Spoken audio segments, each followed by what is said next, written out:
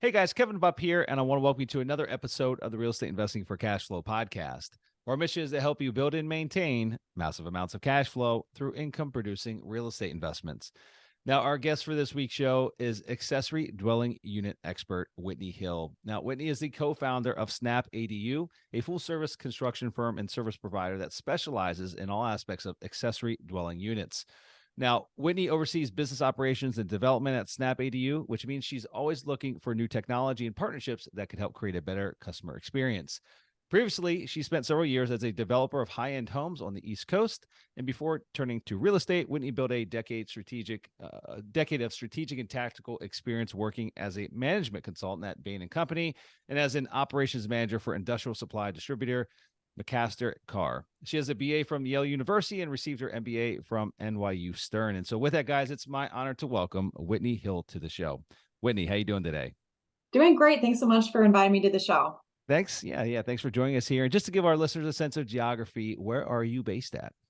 I'm located in San Diego, and that's Okay. also where SnapADU is based. Okay, fantastic. And let's start. I gave you the brief introduction. I literally gave a one-liner of who SnapADU is, but that surely doesn't fill in the blank. So maybe let's start with, I guess maybe you personally first. Give us a little bit more of a background of yourself and ultimately how you found your way into this niche, and then tell us a little more about SnapADU and what it is you guys do.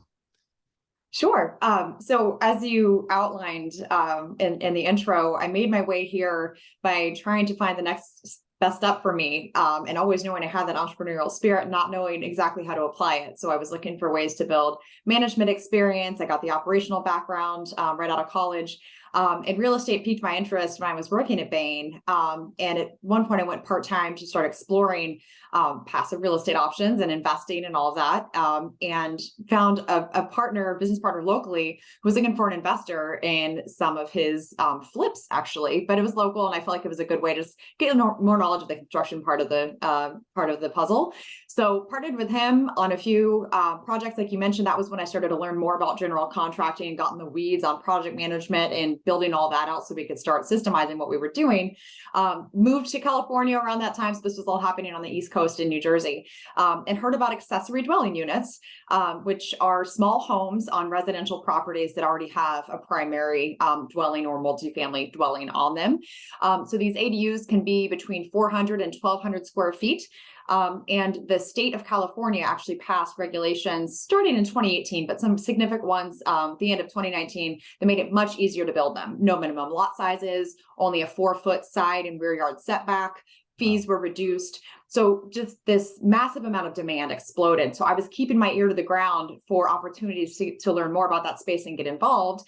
And that's how I happened across my co-founder, Mike Moore, who was a general contractor for about a decade in North County, San Diego. He was also looking to specialize in ADUs. So chance meeting, we got introduced to each other. We actually met for the first time the day that COVID was shutting down the state of California in March of 2020. And now fast forward to us being the #1 producer of traditionally framed ADUs in San Diego, and probably one of the biggest producers in the country. Oh, wow. Good. How many units a year have you guys been producing? We do about 50 a year, Okay. and our average contract size is about 450,000. So our focus on these larger units has also helped us grow pretty quickly because we've been able to serve that niche. Give us an idea, just the average size that your company's building. You gave us kind of a range of what the typical ADU is, but $450,000, what does that get you? And I know that every market's a little different than the next as far as cost of construction and material and labor, things like that. But just generally speaking, the products that you guys produce are approximately what size? Sure. Our products are typically 750 square feet, and that's like a 2-bedroom, all the way up to the bigger ones that are 1,200. You can get 3 or 4 bedrooms in those. We build a lot of 2-story units as well. And as far as the cost, you're right. I'm sure people in the middle of the country are horrified. Some of these numbers. Keep in mind that we're in coastal San Diego for the most part, where you're renting a 2-bedroom, 1-bath, 750 square foot unit for $4,000. So the numbers are just wildly different in that kind of a market. And I think that's partly too why there's such demand for these as infill development. And are these built on site, or are they built in the factory and then brought over and craned in? You can do both. SnapADU does traditional site builds. We have explored manufactured options, panelized options many times. And there's always someone trying to enter that space in new technology. But what we found is that it's difficult to offer the customization that our clients are demanding, at least in the niche that we're filling. So a lot of those options, the modular or manufactured options, are better for like a smaller unit where you're not dealing with issues with trying to fit it in somewhere, not weird site access. To be able to crane those in a lot of cases too. Yeah, got it. And then I know that again, California is the only state that has a kind of like a statewide, has a statewide legislation associated with ADUs, and there's other parts of the country though. I know different municipalities, state by state. Some states have more than others. Some states have none that allow ADUs. But talk to me about given that it's a statewide in California, is there still a lot of red tape to navigate through this process, or is it fairly straightforward now? I would say it's drastically reduced. It's still a lot of red tape, just steps wise. But that's again why we specialize, so we can figure out what that looks like and just create a process around it. So if it's your first ADU and you don't know anything about it, it's pretty daunting. It also really varies by city because the state has set sort of a floor of what needs to be in place, but then each city has gone and taken its own measures beyond that, where they might have different forms to fill out, different requirements, maybe historical review. So there are different city level approvals that are still allowed. But in general, it's not a question of if you can build an ADU, it's just how many hoops you're going to have to jump through to get there. There's also a lot of differences based on overlay zones for things like fire or coastal that require additional sets of paperwork and building requirements. How about the NIMBY syndrome? Not in my backyard.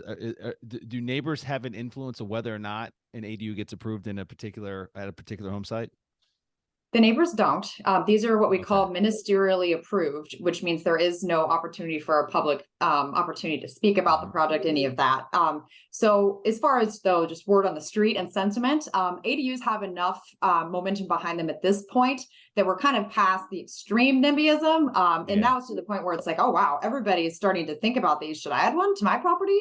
And also because they are so versatile. Some folks will add them for a family member, knowing they want to rent it later. Or if you're just a pure investor and you have a residential portfolio, that's a lot of the demand as well. What was the initial catalyst in the state of California to make this statewide? Was it just a sheer lack of supply of affordable housing? Was that what really prompted this?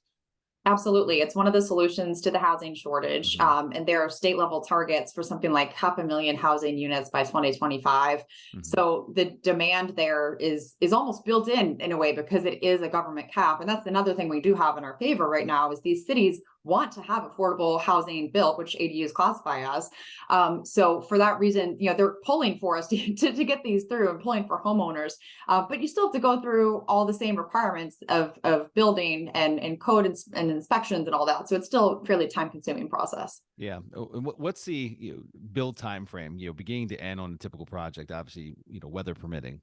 Yeah, if you said go, it's going to, from the time we started any work to the in design to the time you're like actually getting sort of occupancy, between 12 and 18 months, depending on the city. The reason for that big variability is almost exclusively because of the permitting differences. So in some cities in our area, you can get through that entire process in 3 or 4 months. City of San Diego right now is more like 7 to 8 months because of their staffing shortages. And that's something that's widespread in a lot of governmental agencies right now. They're down like 20-25% on labor. People just don't want to work in those jobs right now. But in general, it's hard to get labor. I'm sure many of us are experiencing that right now. So the cities are no different.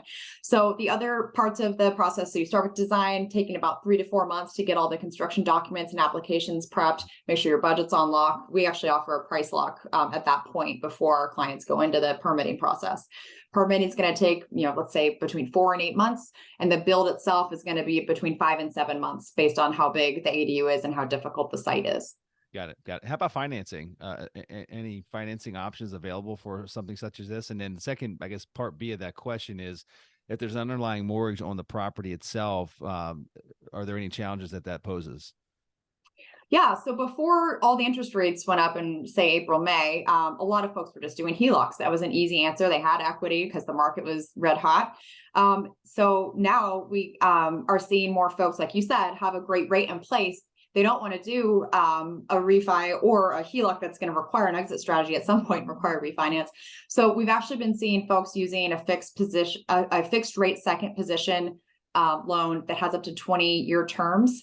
And there's one company that will offer those based on the after repair value of the property, which allows them to access more capital than they could otherwise. Of course, still have to meet all the same your debt to income requirements and battery tests, but a lot of folks are using that as a solution right now.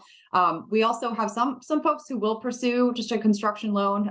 You can, our numbers are so high that a lot of the times you're priced out of like a conforming loan limit as far as Fannie and Freddie being able to work for that. But as it is becoming recognized as a solution to housing, ADUs are getting more support at even a national level. The White House did a press conference on them in the spring, talking about the need to increase financing options. Since that, we've seen different allowances in Fannie and Freddie products that will recognize income from an ADU as part of the qualification criteria when they're doing the calculations. So we're seeing slow movement for the financing to catch up, and that's probably the biggest bottleneck at this point is the financing. Got it. How about insurance? I mean, is that a challenge as well, or? Insurance, not a problem. Folks are typically just able to add these to their regular policy. Got it. Have you seen any type of trend with investors really grabbing a hold of this? Not just an investor that has his primary residence and wants to build one of these as a standalone extra income producing property behind where they live, but on a larger scale, maybe not massive scale, but just generally speaking, like investors seeing the strategy behind taking a property that's got enough vacant land that ultimately they can add a second unit to it. And so instead of buying a single family home, now they have technically a duplex. Is there a strategy behind that? For sure. And I should have mentioned too, one of the important state regulations that has made this friendly to investors is that they've waived all the owner occupancy requirements that were related to ADUs. You don't have to live on the property. You can just across the board, statewide. Correct. And it's through 2025 right now, but we expect that to be extended. So because of that, folks that just have rental portfolios will add the ADUs. And you said, of course, not a lot of units. And you're right. In most cases, they're adding one or two. You can add two to any multifamily property as a detached unit and even stack those in some cases if you'd like. However, there's some innovative programs in San Diego that actually allows you to build even more than that. You can build bonus accessory dwelling units in certain transit priority areas, which is a big part of the city, actually.